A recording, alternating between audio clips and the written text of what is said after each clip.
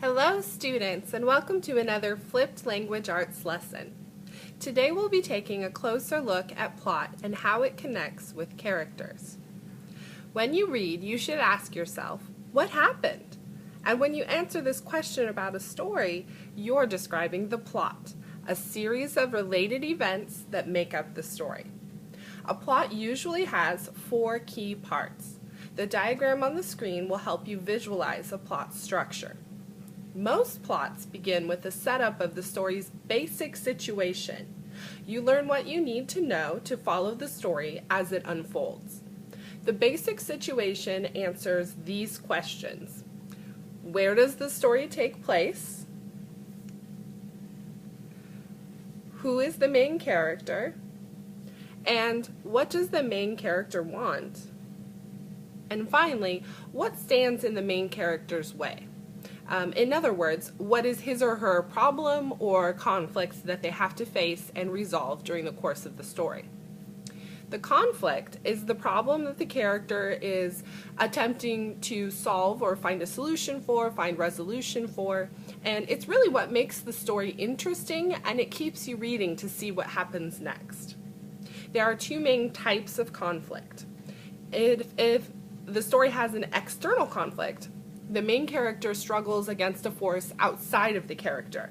So the main character might clash with another character or with a dangerous situation such as maybe an ice storm or a broken down spaceship. An internal conflict takes place inside the character. This kind of conflict comes from a struggle inside their mind to overcome fear or to make the right choice. Let's take a look at the rising action next.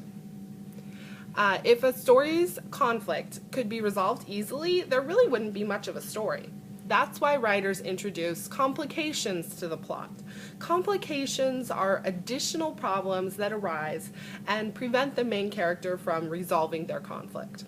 All of these complications together are referred to as a rising action because it's building to the most exciting part of the story.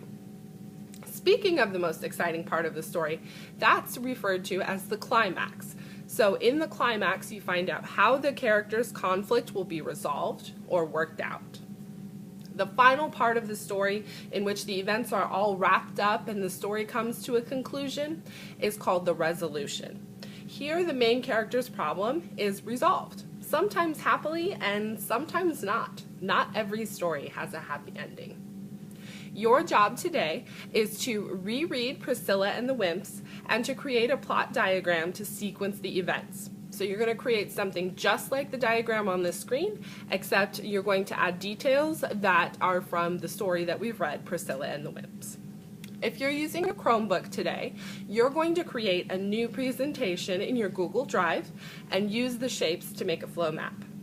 If you're using an iOS device, such as an iPad or an iPod, you're going to use Sketch. If you don't have Sketch on your device, then you can use a whiteboard app or a drawing app to complete this assignment. Alright students, that concludes today's flipped lesson, so please go ahead and begin sequencing story events now.